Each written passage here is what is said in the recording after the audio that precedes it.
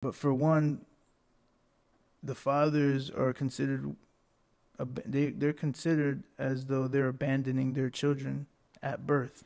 And there's a whole bunch of documentation that's put in place where the mother is a signer on the certificates, making her the informant. The way that she goes about and in representing herself to the state is already an issue. I think that there's something to be said with the abandoning of people's rights and private law. I think that I think it's a issue to have your child be registered as a ward of the state. And I think that's the number one issue that kicks it all off. Like, that lets where you're at. You're a ward of the state. And people should really look this up. Like, go look it up. Ward of the state. Mm-hmm. What does that mean? So, I mean, if we could start there and just educate people on that, I think that helps the county government. After conception. Yeah, like if we let people into the private side of law and people understood what's the purpose of signing said certificate and how to represent yourself when signing a certificate, I think that'll take people's mind. Why do you think people aren't educated on this? Is it deliberately? I think so. I would confidently say that I know so.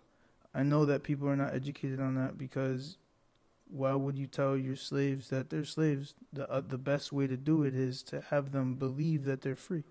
So you have people believe that they're free, Even so, that's crazy. So like now that we have access to the internet, infinite knowledge, Mm-hmm. books, infinite knowledge, Yeah. you're saying that we're still enslaved?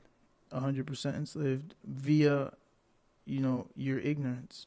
The fact that you don't know. So all right. So here's the way the law works. So from 0 to 18, you're a minor, right? In law, it could be construed to mean as though you are part of the living. I mean, this is like in depth. Like, we'd sit down and really like go deep into the laws. You'd be considered a living, breathing person, a natural person. But then once you become part of the majority, things switch, and now you're supposed to be in control of your estate. And what an estate is, for those that don't know, it's basically when it's complicated to explain it without giving you a textbook definition, but an estate essentially is when you pass on, your assets are held in an estate. Your person's everything about your person is your estate, essentially. So the government, what it does is it creates a constructive trust, and it operates, as a, you operate it as a trustee. Every time you engage in a contract, you become a party to an instrument that you may or may not know exactly what you're signing, what you're doing, who you're owing, what you're doing. It's like there's infinite amount of reasons why people are being ignorant when they're just getting a card, whatever. So, I mean, It sounds like it's layered. it's extremely layered, man, Yeah. So based on that information, do you think that affects, like, because you know a lot more with regards to what I'm saying here? Do you think that affects relationships as a whole? Because I kind of, when you kind of think about it, you have like people who believe in marriages, right? But they only believe in the marriage that's provided to them by the state. They don't believe in, oh, I lost my virginity, now I'm married. Women are not into that. They're like, oh, I'm not a virgin, I'm still gonna go ahead and get married. I'm just gonna. They don't even know that they're already married. But that's based off because people see this and they'll say, well, marriage is through the state, Mm-hmm. when marriage is really the loss of her virginity. Yeah, it's the institution of marriage belongs to the state. However, marriage itself means to have sex. When you have sex with your partner, you become married. You Mm-hmm. consummate.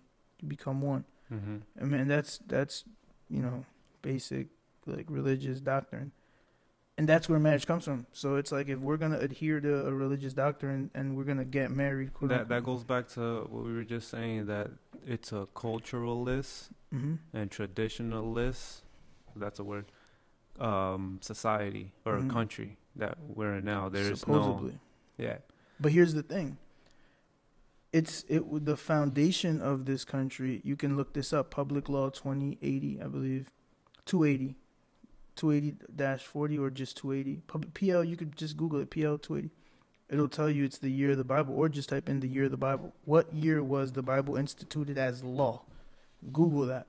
And you'd find that this is a country that was founded on biblical principles. It was a, Judeo-Christian country. Really, it was a Christian nation that based on what was happening. And for those that don't know, Christians are kind of like Muslims, except that they believe that they don't really talk about Muhammad because the Bible doesn't really speak on that. But it's essentially that. But in the Quran they mention Jesus though, yeah. Right? Well, the Quran was written like after, so yeah. Yeah, we gotta honor the prophets, man. And hey, we don't really study all these prominent, prophets and figures that came before us. I mean, we study great men and women so that we could, try to emulate, if not, become better. That's the goal. Yeah, that's definitely the goal. It's weird though when you really think about it, because most people that they say that they are religious, I find them to be the least knowledgeable of religion. Yeah, like seriously. They're the biggest sinners. They're the ones that they think that, not all, but they're the ones that think that, I'm going to church and, listen to the priest and maybe confess or, break bread or give money and your sins are washed away, when there's... Yet they live in poverty. Yeah. And this is the thing.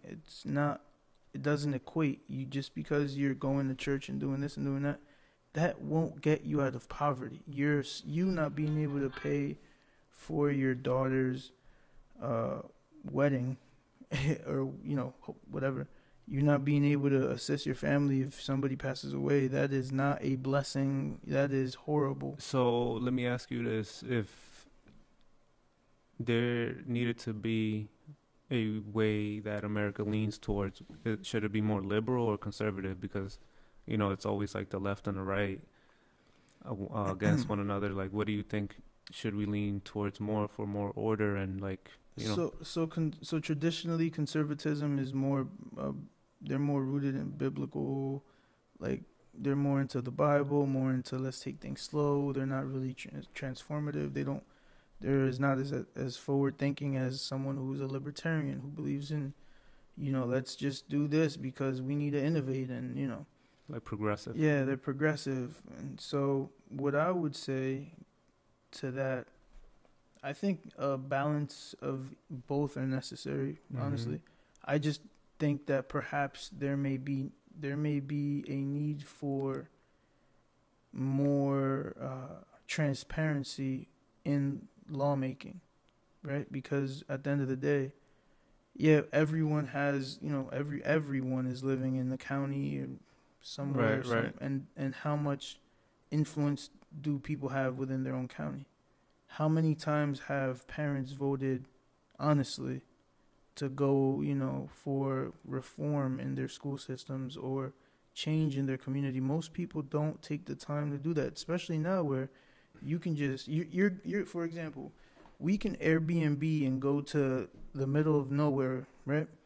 And we don't know the tradition of that county, but we're gonna go and it's Airbnb there and throw a huge party, do whatever, like in that area may not traditionally be. That may be a very like family orientated community, but now here I am throwing a huge party, people, 1,000 cars parked outside the property. It could just it's like there is no longer a balance. It's extremely capitalistic. Society is extremely capitalistic and then also extremely liberal. It's a weird times, boy.